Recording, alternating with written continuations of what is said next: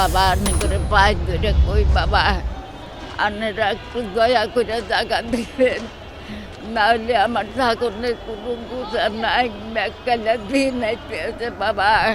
৮০ বছরের বৃদ্ধা ফজিলা খাতুন গত ৩ বছর থেকে থাকতেন তেজগাঁও রেলগেটের পূর্ব পাশের একটি ছাপড়া ঘরে।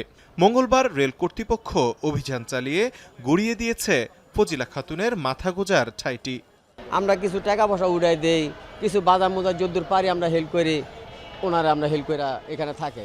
বেলা ১১টার দিকে তেজগাঁওয়ের রেলের জমিতে অবৈধভাবে গড়ে ওঠা ২০০রও বেশি কাঁচা ঘরবাড়ি, দোকানপাট, গোডাউন উচ্ছেদ করা হয়। উদ্ধার করা হয়েছে ৫ একরেরও বেশি জমি। ভুক্তভোগীদের দাবি, কোনো নোটিশ ছাড়াই চালানো হয়েছে উচ্ছেদ অভিযান। আমার একটা ঘর ছিল, আমাদের নোটিশ দেয় নাই বাবা।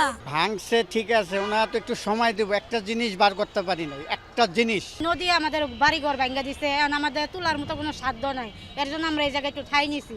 এনে কই যাম এখানকা, যাওয়া না তোই নাই, পথ নাই, এই জায়গায় পলিথিন টানে থাকমার কই যাম এখানকা, আমার কি বাড়ি ঘর আছে? ডাক্তার ইনুস যদি আমাদের জানি গরিবের দিকে তাকায়, আমগর দিকে মুখের দিকে তাকাইলে আমরা খুব খুশি হমু।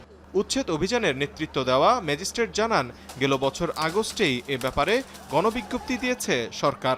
গত আগস্টে একটা সার্কুলার হয়েছিল গভর্নমেন্ট থেকে, মানে রেল মন্ত্রণালয় থেকে একটা সার্কুলার করা হয়েছিল। গণবিজ্ঞপ্তির প্রেক্ষাপটে বলা হয়েছিল সরিয়ে নেন অথবা আমরা আইনানুগ ব্যবস্থা গ্রহণ করব। ২০০-র মতো ঘর ভেঙেছি, ২০০-র মতো দোকানপাট ভেঙেছি আমরা।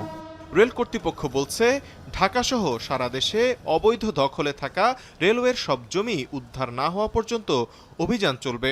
উচ্ছেদ অভিযানের কারণে ক্ষতিগ্রস্তদের পুনর্বাসনে কোনো পদক্ষেপ নেওয়া হবে কিনা সে বিষয়ে সুনির্দিষ্ট কিছু জানাতে পারেনি রেল কর্তৃপক্ষ। এই উদ্যোগটা তো আমার লেভেল থেকে নেওয়া তো সম্ভব না, তাই না? আমি তো নিতে পারবো না, এটা তো সরকারের কি চিন্তা ভাবনা, এটা তো আমি বলতে পারবো না, তাই না? তৌহিদুল ইসলাম, এখন, ঢাকা।